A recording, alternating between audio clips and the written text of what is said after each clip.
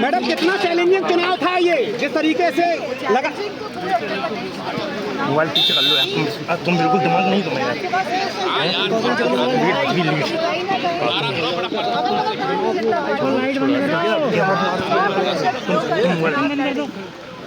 Madam जिस तरीके से मैडम बीजेपी ने अयोध्या का बदला करेल से लेने के लिए कहा था, कैसे समझती हैं इसको? यहाँ बदला ले पाए और ना ही ये कानपुर में बदला ले पाए, जिस तरह की बातें की गई।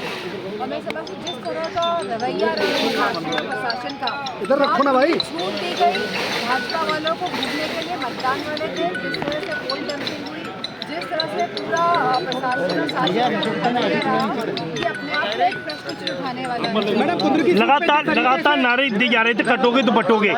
क्या माना जाए, इस चुनाव में नारे का इफेक्ट पड़ा है क्या? अब ये बात तो समाप्त हो गई।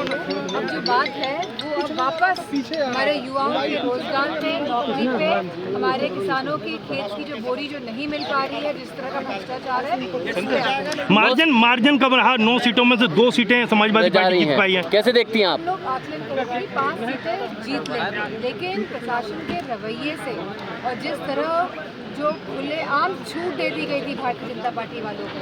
लेकिन एक बात तो निश्चित है कि भारतीय जनता पार्टी कहीं ना कहीं डर रही है और इसीलिए पूरा पुलिस प्रशासन का विरोध कर रही है।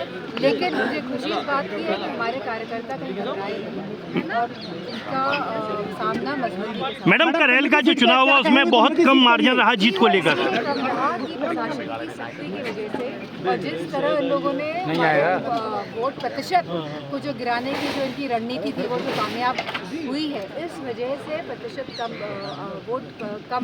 मैडम करेल में मतदान को लेकर एक दलित युवती की हत्या का मामला आया था, कैसा? लगातार बीजेपी ने सपा पे आरोप लगाया था। बीजेपी वाले खाली अफवाह फैलाने में माहिर हैं और जो जमीनी स्थितियां हैं उनमें परिवर्तन ला नहीं सकते। कुंद्र की सीट जिस तरीके से सपा के लिए सुरक्षित पूरी थी तो सीट मैडम, और वहाँ भाजपा ने अपना कमल खिला दिया। अनफॉर्चुनेट है जिस तरह ये डेमोक्रेसी है, जो लोकतंत्र है, जिस तरह से लोकतंत्र में शासन प्रशासन और बल का प्रयोग करके इन लोगों ने उपचुनाव में सीटें जीती है। पर ये हमेशा भाजपा की जो है, ये इनका जो कैरेक्टर है, ये इसी तरह का है। शुक्रिया।